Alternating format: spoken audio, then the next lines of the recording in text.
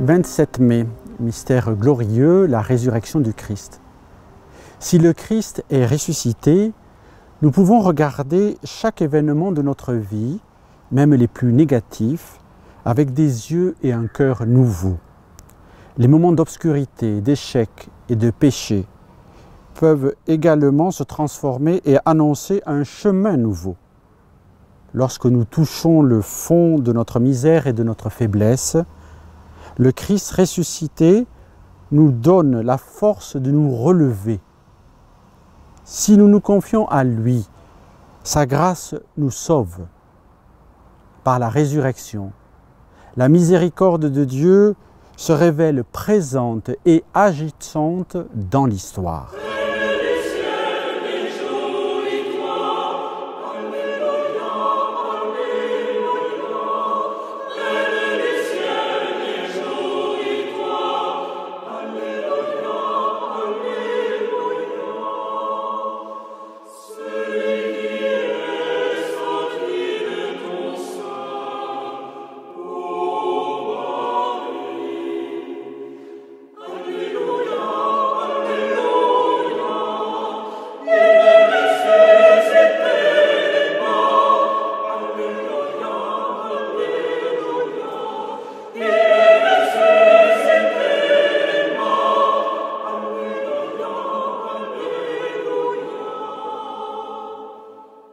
La résurrection.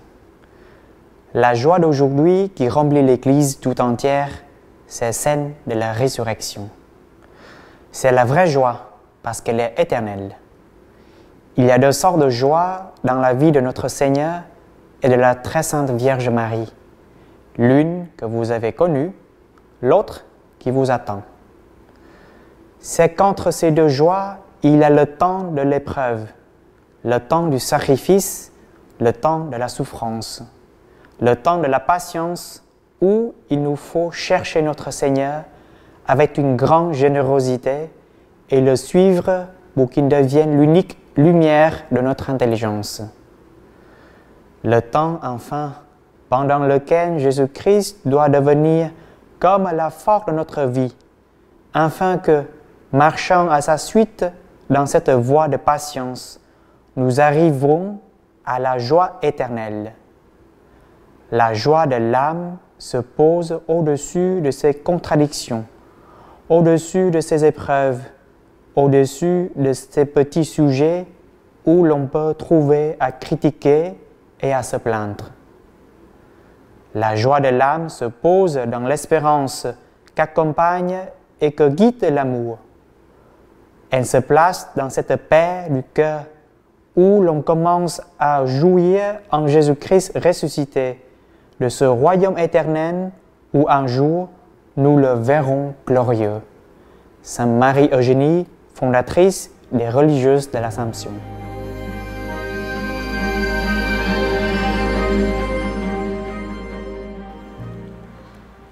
Marie, tu as vu les apôtres être transformés.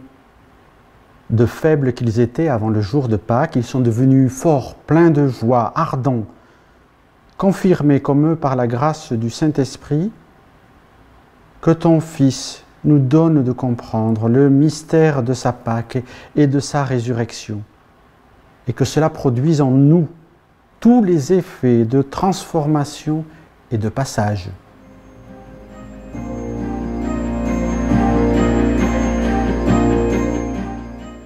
Seigneur, Maître de la vie, nous te prions pour les enfants orphelins ou privés de la présence de leurs parents. Qu'ils rencontrent des adultes aimants qui leur permettent de grandir dans la sécurité affective. Qu'ils puissent aussi découvrir l'amour de Dieu le Père et l'amour maternel de Marie. Seigneur, victorieux sur les forces de mort, nous te prions pour les familles divisées ou qui vivent des tensions, des incompréhensions. Que ton Esprit Saint leur inspire le pardon et la réconciliation dans le courage de la vérité et du dialogue. Seigneur, toi le médecin des âmes et des corps, nous te rendons grâce pour toutes les guérisons dont nous avons été témoins ou bénéficiaires, que ce soit à Lourdes ou ailleurs.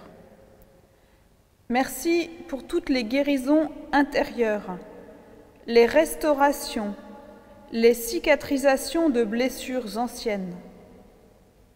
Que ton œuvre de salut se poursuive pour tous ceux qui ont besoin de guérison. Le Seigneur m'a comblé de joie, alléluia. Il m'a revêtu de sainteté, alléluia. Mon esprit glorifie le Tout-Puissant, et mon âme tressaille d'allégresse. Le Seigneur m'a comblé de joie, alléluia. Il m'a revêtu de sainteté, alléluia. Des